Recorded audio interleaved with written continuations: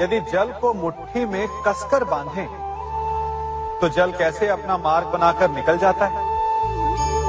इसी धारा की भांति यही अवस्था हमारे अपनों के साथ भी होती है।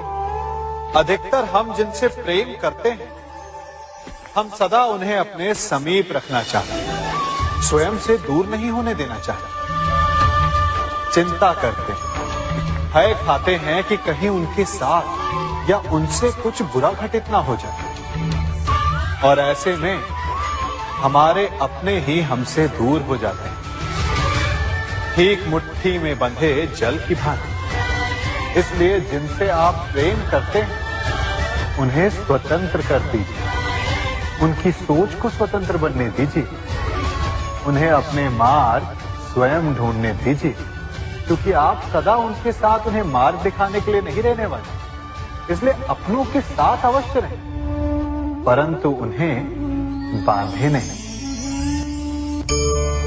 जन्म के पश्चात बालक जब पहली बार अपने नेत्र खोलता है, तो उसका मन उत्सुकता से भरा होता है कि ये संसार क्या है, उसे क्या दिख रहा है। ये उसके जीवन का नया आरंभ होता है। परंतु जैसे हम धीरे धीरे बड़े होने लगते, अनुभव अर्जित करते हैं, हमारे मन की उत्सुकता, हमारे जीवन का चाव होने लगता है।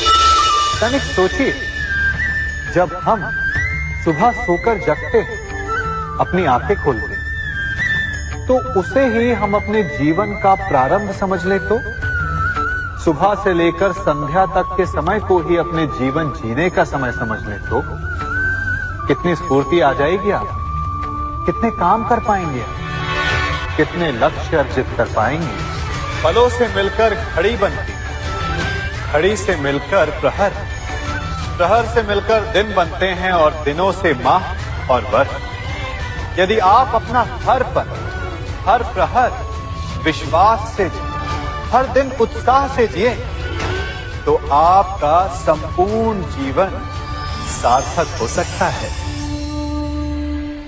मनुष्य अपना जीवन विश्वास पर जीता है, परंतु विश्वास किसका?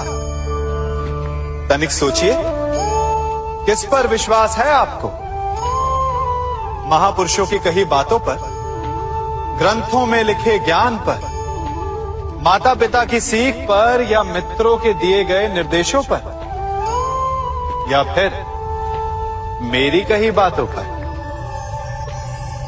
ये सब विश्वास अपूर्ण है, जब तक आपको स्वयं पर विश्वास ना हो।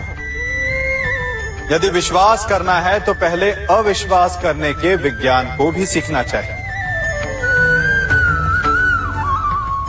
आप किसी की बातों पर विश्वास न करें, आप अपने मन से पूछें, अपनी अंतर आत्मा से प्रश्न करें, और जो उत्तर मिलेगा वही सबसे उचित होगा। जब आप अपने मन, अपनी अंतरात्मा पर विश्वास करना सीख जाएंगे, तो नीति ज्ञान सब आपके भीतर से स्वतः उमड़ेगा। और यदि आप स्वयं पर ही विश्वास ना कर पाए, तो धर्म ग्रंथों में लिखे श्लोक, महापुरुषों की वाणी, माता पिता की सीख या मित्रों का निर्देश कोई भी लाभ नहीं दे पाएगा। एक पिता होने के नाते आप अपनी संतान के लिए क्या करते हैं? उसके लिए बहुत सारी सुविधाएं जुटाते, बहुत सारा धन कमाते हैं, है ना? और क्या आपको ऐसा लगता है कि यही उचित है आपकी संतान के लिए? इस पंछी को देख रहे हैं, ये भी संतान को जन्म देता है, उन्हें पालता है, पोसता है, उड़ना सिखाता है, और भोजन का प्रबंध भी करना सिखाता है।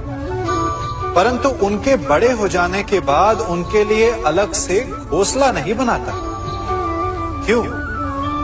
क्योंकि यदि इसने संतान को सब कुछ करके दे दिया, तो संतान क्या करेगी?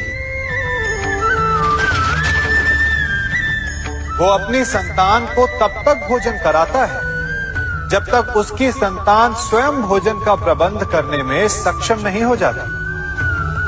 और उसका लाभ ये मिलता है कि उसी की भांति उसकी संतान आत्मनिर्भर बनती है। इसलिए अपनी संतान को उतनी ही सुविधाएं दें जितनी आवश्यक है। मोह को त्यागें।